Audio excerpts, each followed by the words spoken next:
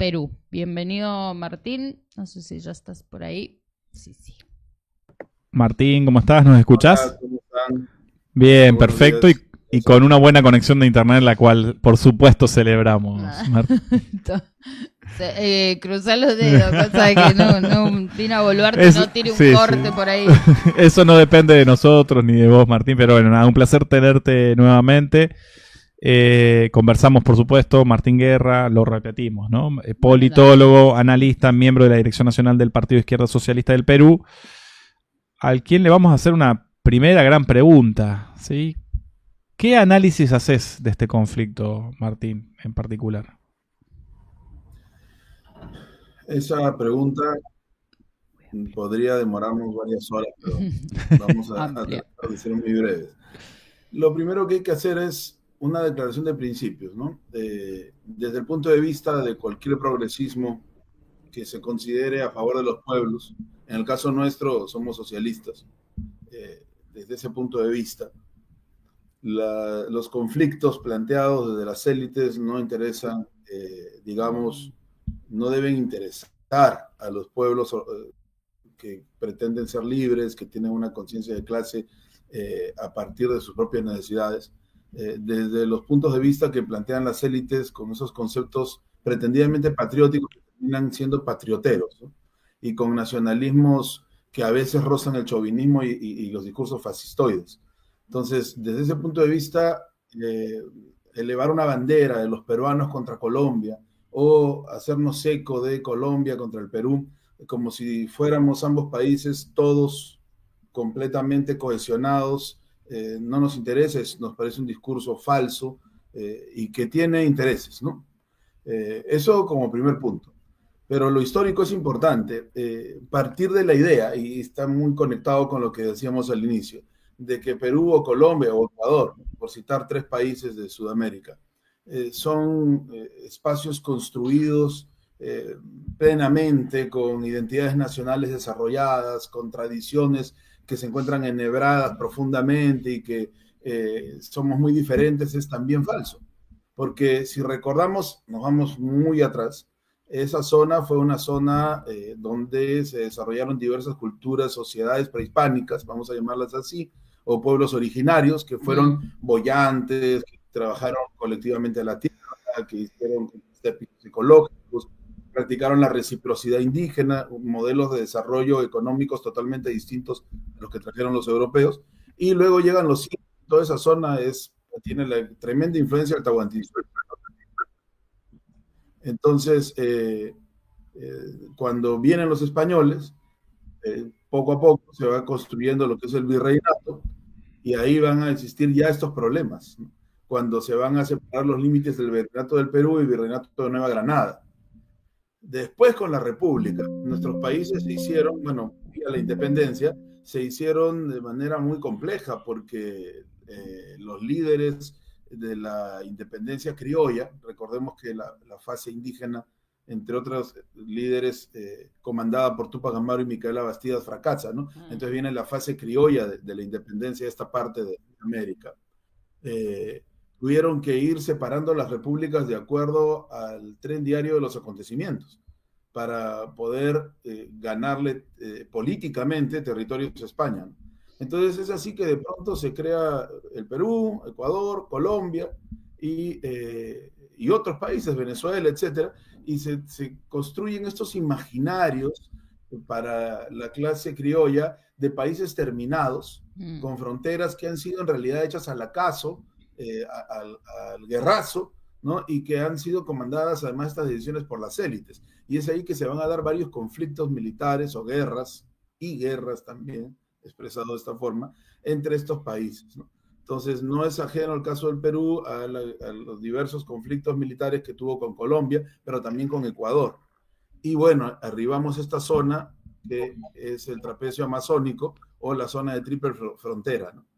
Entonces, un primer tratado importante que tenemos que tomar en cuenta es el de 1922, el Tratado de Salomón Lozano, que se va implementando a través de diversas comisiones, el 27, el 28, el 29, ¿no? Y después se firma un protocolo, ¿no? En la década del 30, el año 34, y se van definiendo porque hay un conflicto el 32, ¿no? Por la zona de Leticia famosa, ¿no? En el Tratado de Salomón Lozano, Leticia queda en control de los colombianos, Colombia queda con disposiciones para, digamos, discernir, llegar a acuerdos con Brasil por la zona de Tabatinga, y según los especialistas peruanos, el Perú pierde miles de kilómetros cuadrados. El gobierno de Estados Unidos presiona al gobierno de Leguía del Perú en ese entonces, para que se firme el tratado. Estados Unidos tenía mucho interés en dividir la zona y terminar controlándola. Era los inicios de la penetración norteamericana en la política y la economía de América Latina, Sudamérica especialmente. Y entonces, el 32 hay un intento de recuperación de Leticia, hay una guerra, y entonces el 34 termina retomándose lo discutido en Salomón Lozano. Y así estábamos, ¿no? Así estábamos. En la zona, eso es lo segundo que hay que ver, en la zona hay pues un abandono económico por parte del Estado peruano, no de ahora, sino de siempre, ¿no? Y hay que ver también que es una zona que socialmente no está muy bien delimitada. En realidad, toda la frontera amazónica es así.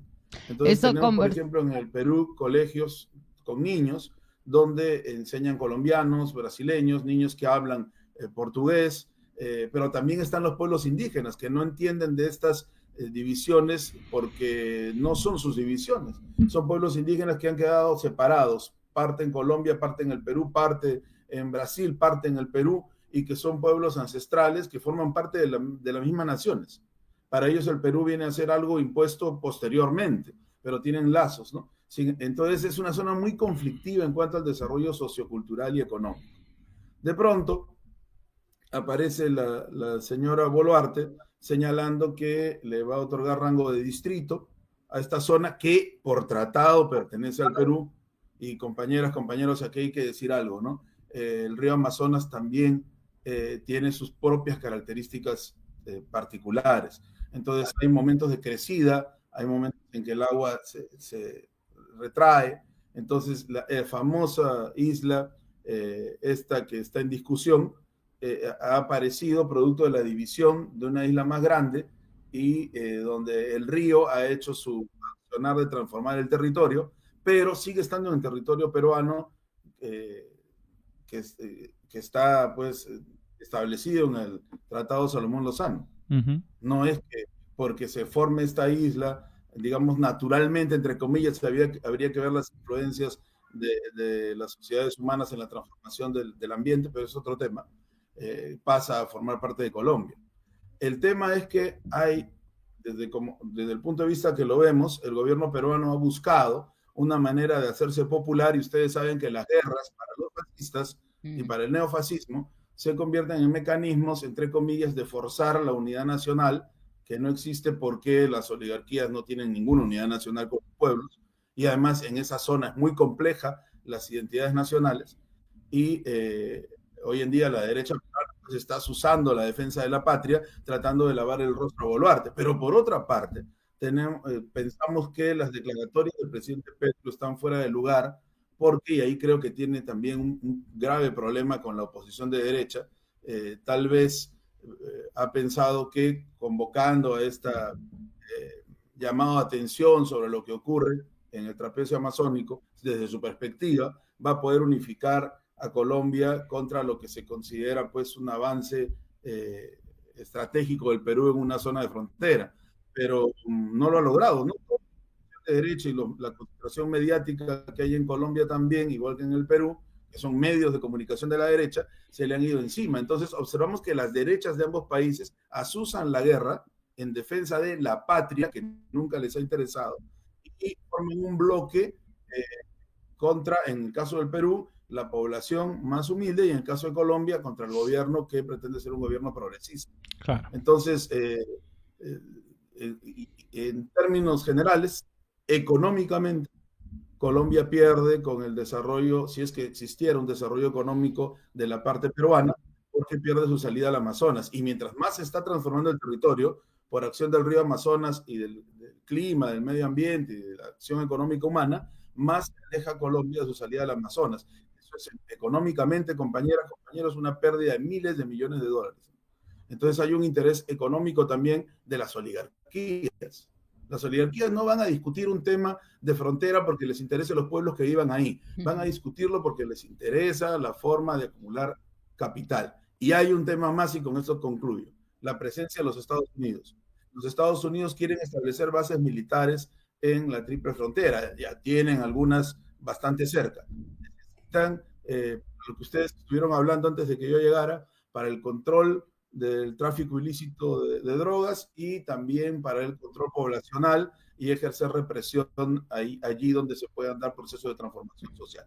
Entonces, no podemos sumarnos a una grita de guerra, no podemos sumarnos a decir que un gobierno tiene la razón y el otro no. Lo que nos interesa principalmente son las poblaciones. Pero eso sí, lamentablemente los discursos del presidente Petro están sirviendo para fortalecer el 0% de aprobación que tiene Boluarte y está apareciendo como la presidenta de la unidad nacional, la que convoca la defensa de la patria, la que convoca la defensa de las fronteras. Eso, viéndolo tácticamente, es un aspecto negativo. Y además está haciendo que sectores populares que veían con algarabía el gobierno de Petro lo estén adversando por este sentimiento de defensa del territorio que también surge en las zonas.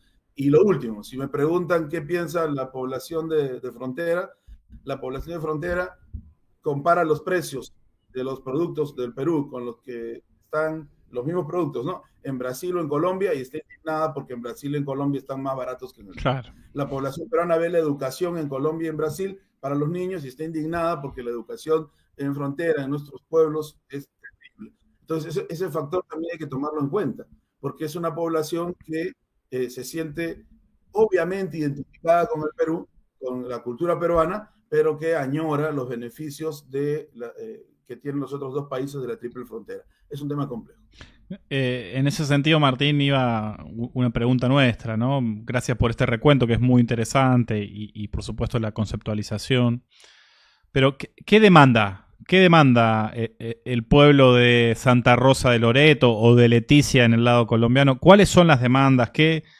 Porque digo, ahora se puso la luz ahí, ¿no? Entonces, bueno, ¿qué es lo que está demandando las poblaciones, ¿no? de un mismo pueblo? Porque uno ve eso, digamos, ¿no? Las discusiones transfronterizas muchas veces carecen de sentido vistas desde abajo, ¿no? Pero ¿cuáles son las demandas que está teniendo esos pueblos en relación al conflicto?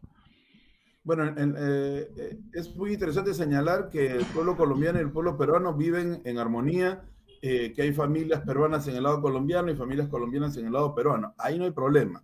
Toda la población, por supuesto, sufre porque el Perú administra la zona, ¿no? Sufre económicamente frente al estado de cosas que se vive en el país.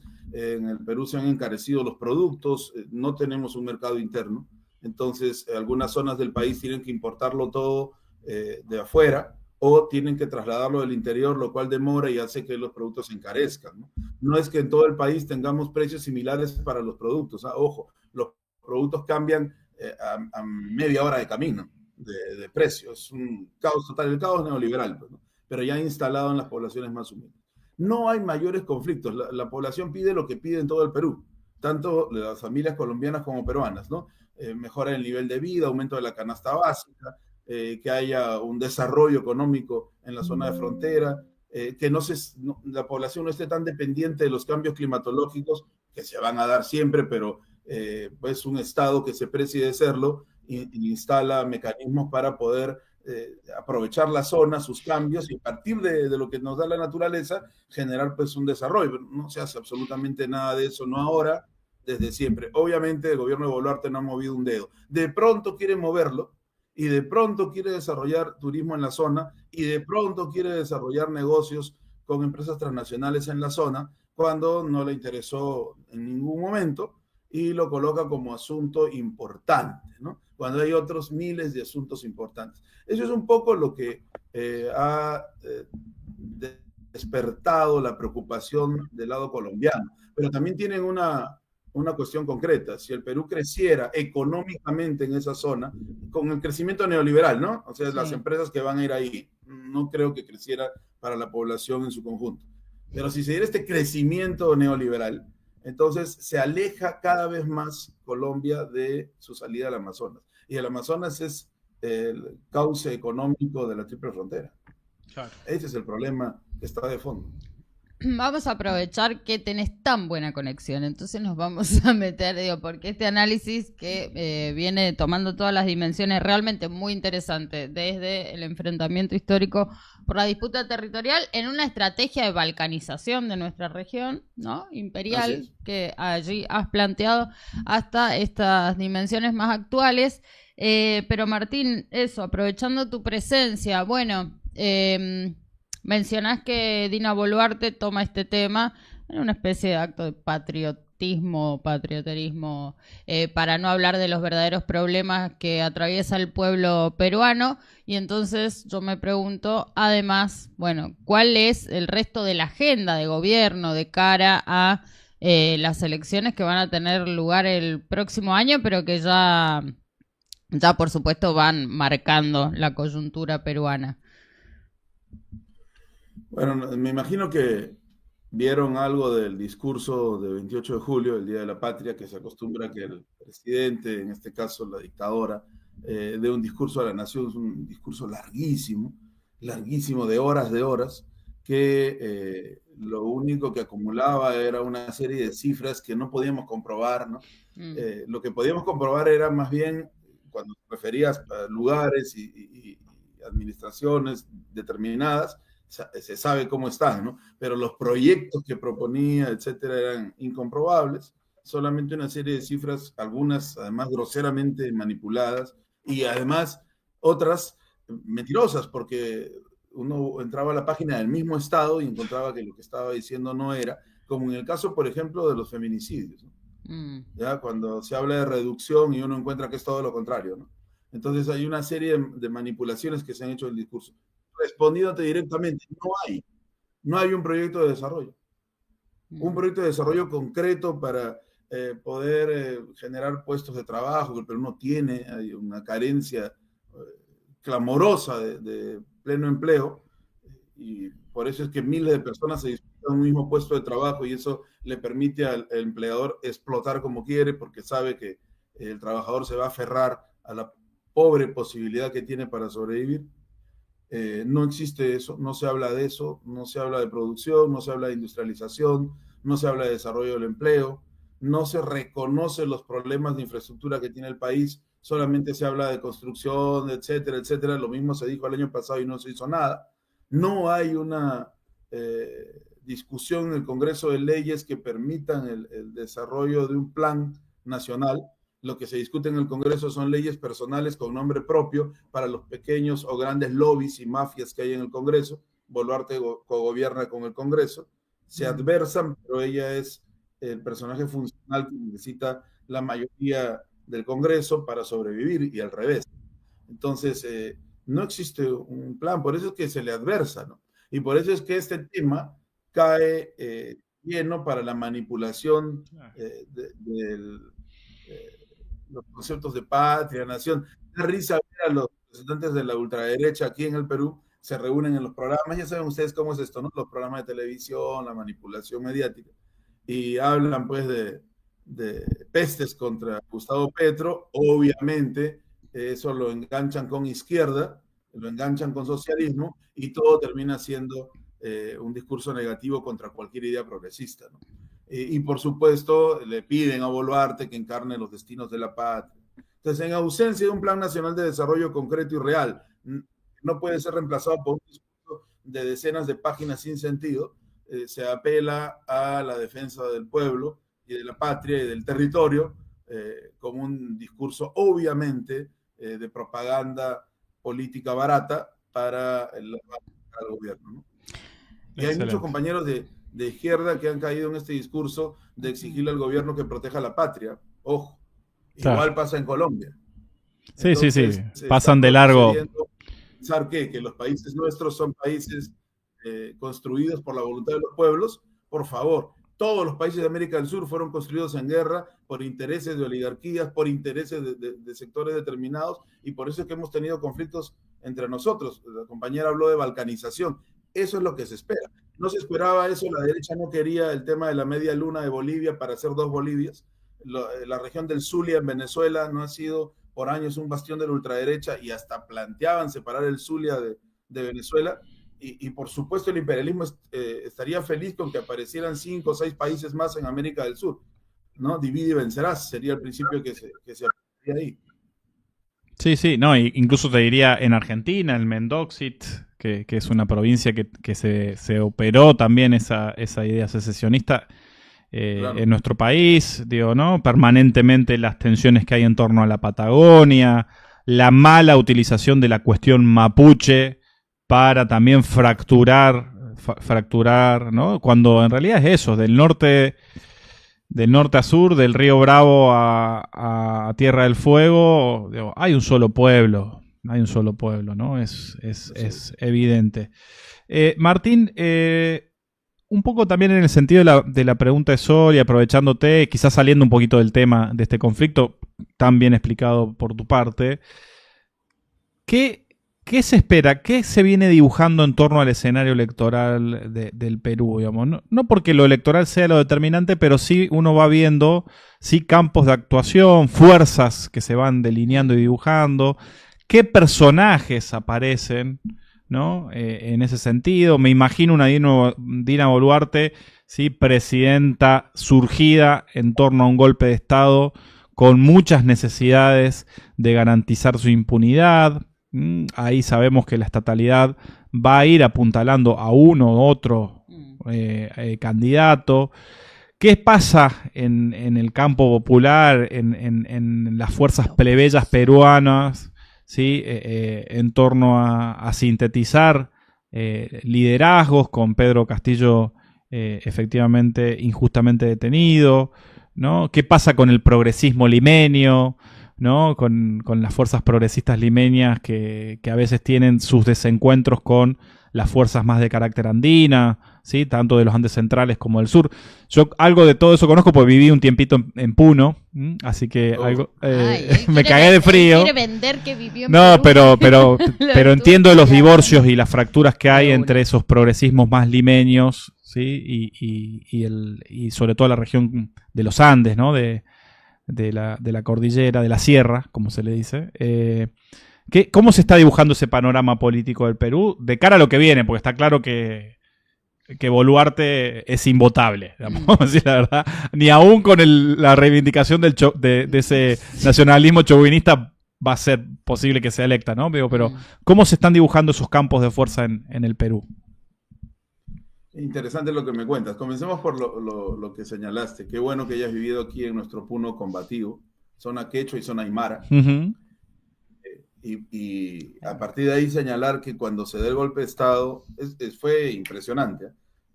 Se arresta al presidente Castillo el 7 de diciembre del 22 y al minuto estaban los pueblos andinos en combate, sobre todo en la zona sur central, pero también en algunos lugares del norte. No lo pensaron, salieron a combatir por el voto que ellos habían realizado, pero también contra Boluarte. Es bien interesante eso, porque cuando se entrevistaba a la gente, algunos decían que era la mayoría en la defensa del orden constitucional con el presidente Castillo a la cabeza, y otros señalaban contra Boluarte, ¿no? Que no es exactamente lo mismo. Pero el gobierno de facto respondió con una brutalidad terrible, una comisión de diputados argentinos, y eso lo agradeceremos siempre, llegaron aquí para investigar los hechos terribles de lo que ocurrió en nuestro dolido país, ¿no? Pero la mayoría de los asesinados, compañeros, fueron personas del Ande, no de Lima. ¿No? En Lima también se resistió, en menor medida. Lima tiene 11 millones de habitantes. Y a pesar de eso, la estrategia de la oligarquía es dominar a las, digamos, clases que se encuentran en este deseo de ser clase media, clases populares que quieren ser clase media y que no digamos, piensan como la derecha, son los pobres que piensan como la derecha, ¿no? Entonces Lima se mantuvo más bien ajena a la lucha, salvo las compañeras y compañeros que sí lucharon, resistieron, fueron presos, golpeados en las universidades, etcétera, etcétera, ¿no?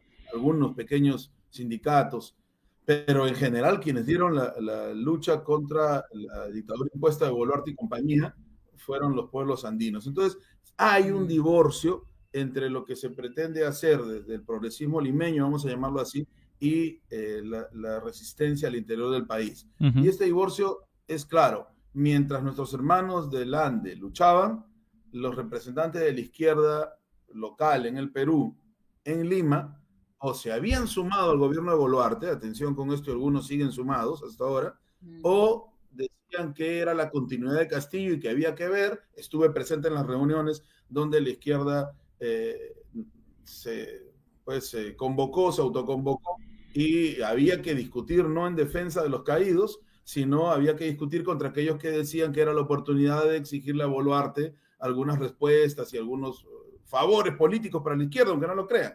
Tremendo. Entonces había una ceguera absoluta, ¿no?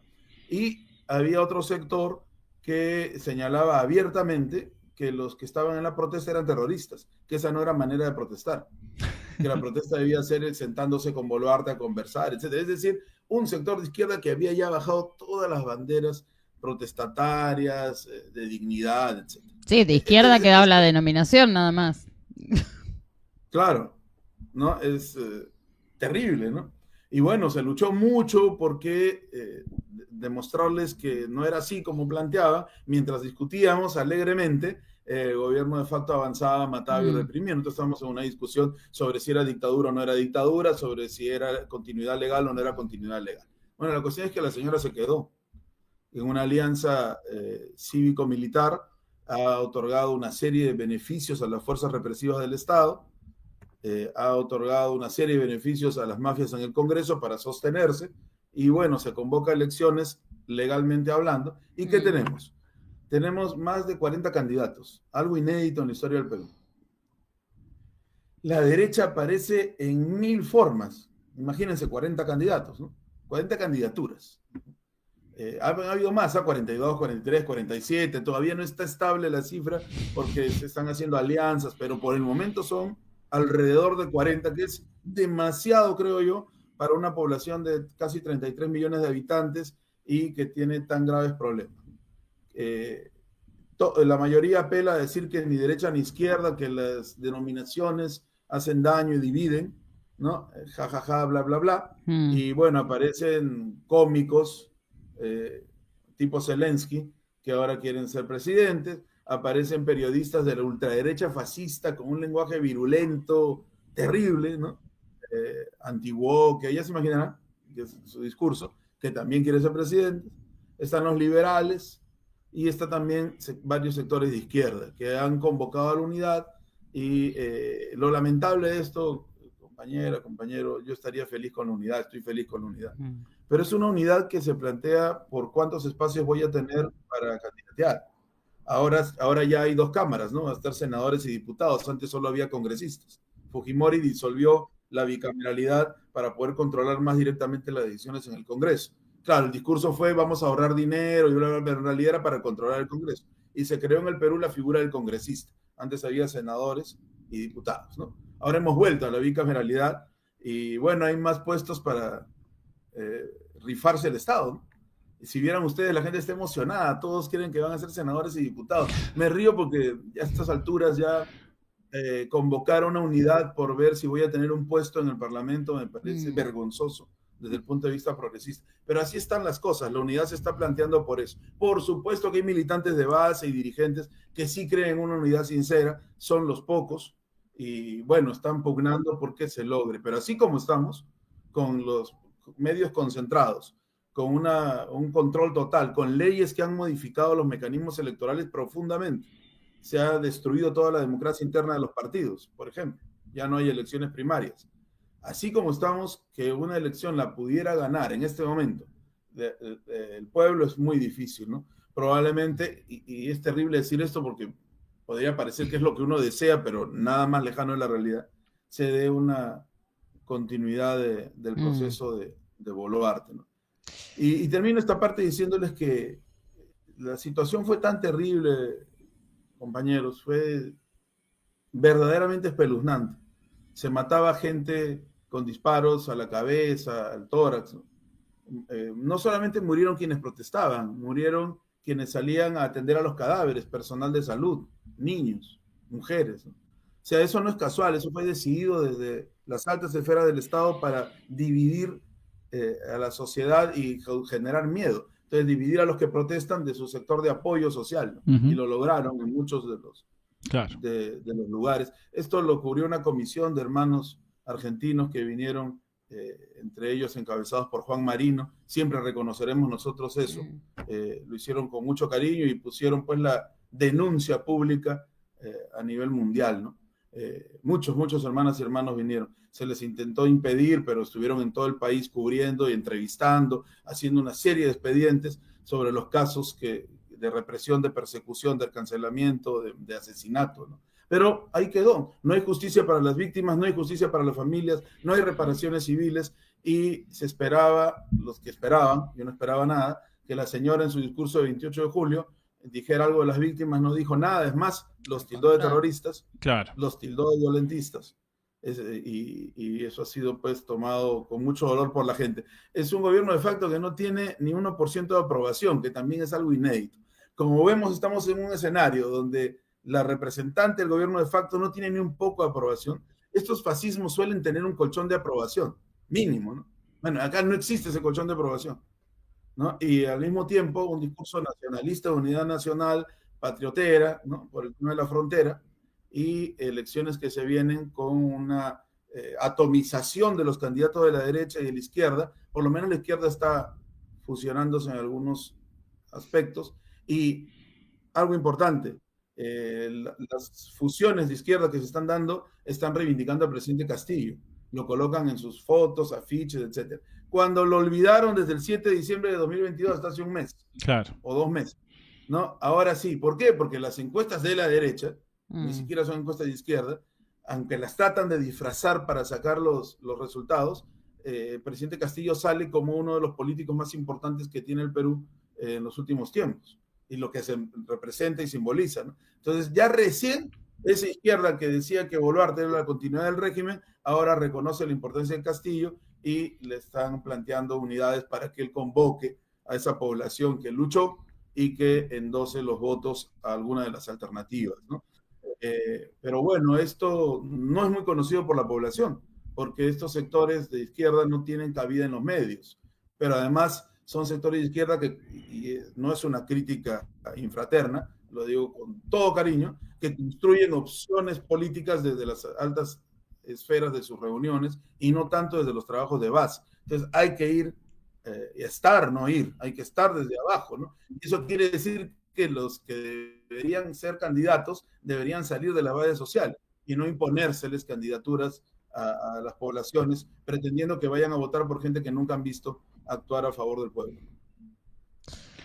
Gracias, Martín, por ese análisis. Sí. Uno ve un Perú con los fundamentos que llevaron a Pedro Castillo a la presidencia aún latentes, el anhelo de la reforma constitucional, ¿no? Las necesidades de reivindicar una Perú integrada, ¿no? Que con un perfil efectivamente popular de ese desarrollo del país, así que nada. Yo tengo la última y muy cortita pregunta, ya te dejamos ir, pero en este escenario también digo, porque cuando observamos la región, ¿viste? Observamos una situación bastante similar en la mayoría de nuestros países, una estrategia comandada por Estados Unidos, el poder angloamericano, la virulencia de Trump en este momento en particular, que se va repitiendo para América Latina y el Caribe, sobre todo para aquellos gobiernos que no son parte de la alianza, que no son codescendientes de gobiernos soberanos. No es el caso del Perú. Pero en esto de otras de las dimensiones que comparte la región, la crisis democrática está muy presente. Digo, uno observa esta novedad de gobiernos neofascistas que llegan al poder vía votación, vía democracia, y al mismo tiempo, digo eso como una novedad respecto de las formas del fascismo tal vez del siglo XX, de gobiernos de ultraderecha, pero además también una crisis democrática muy profunda, ¿no? ¿Vos creés que la abstención, el abstencionismo para la elección presidencial en la que ya decís que lamentablemente se puede imponer nuevamente este proyecto oligárquico, ultraoligárquico peruano, bueno, pero entra en ese escenario la posibilidad de que el pueblo peruano se retire de la votación y diga, no, la verdad es que no tengo ganas de participar? ¿Qué tiene que ver eso con la ruptura democrática o la crisis de representación? En términos generales, pensando esa democracia burguesa como una democracia que ya hace demasiado tiempo no le responde a las clases trabajadoras. Gran pregunta, mira. El año 2015, que era escenario electoral, que termina con el triunfo del agente de la CIA, Pedro Pablo Kuczynski, hoy acusado de corrupción, etcétera, y arrestado domiciliariamente, con todos los beneficios, por supuesto, porque pertenece a las oligarquías. Habían básicamente 3 candidaturas fuertes, ¿no? La candidatura de Kuczynski, la de Keiko Fujimori, y la candidatura de la izquierda en ese momento representada por el Frente Amplio con Verónica Mendoza. Cuando la primera vuelta, que aquí se utiliza como manipulación para forzar el voto para quienes las oligarquías favorecen, quedan Kuczynski y Fujimori. Nosotros, de izquierda socialista y con otros grupos, agitamos la idea de que el voto de la izquierda, que había quedado en tercer lugar, no se endosara ni al representante de la CIA en el Perú, que es Kuczynski, ni al representante de la mafia y de los intereses imperiales, que es la señora Fujimori, sino que mantuviera su espacio ganado y fuera radicalizando propuestas en vistas de los siguientes años, ¿no? No se hizo eso. El Frente Amplio terminó pidiendo que se votara por Kuczynski. Entonces nosotros nos retiramos y empatamos con los pueblos del sur y del centro del país, que plantearon un voto viciado. Abstencionismo es difícil en el país, Sol, porque hay multa y obligación de votar.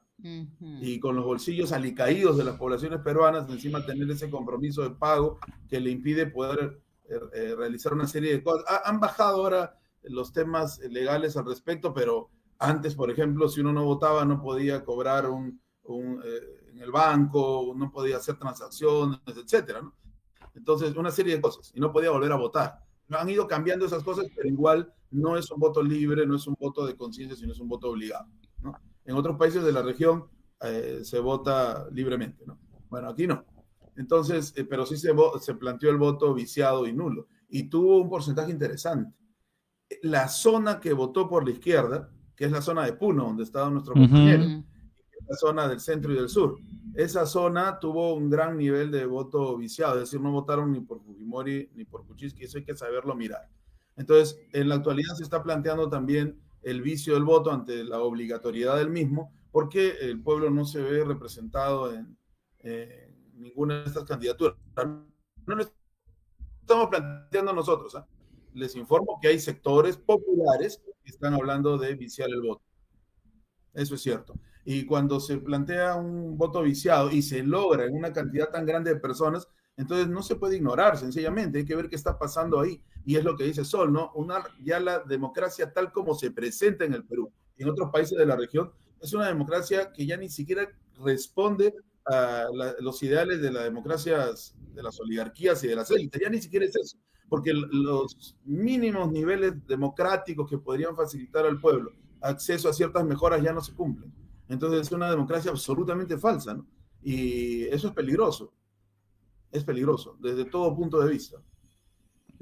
Gran análisis, Martín. De verdad te agradecemos muchísimo. ¿Sí? El relato también, el reflejo de lo que decís es la votación enorme que obtuvo en Puno Pedro Castillo en su momento. Creo que solamente fue a un solo acto de campaña y sacó el 90% de los votos, ¿no? Eso explica... Claro, correcto, faltó decir eso, gracias que lo digas, porque ese voto de la izquierda del 2000 que determinó la elección de 2016 se repitió y se aumentó con Pedro Castillo, correcto.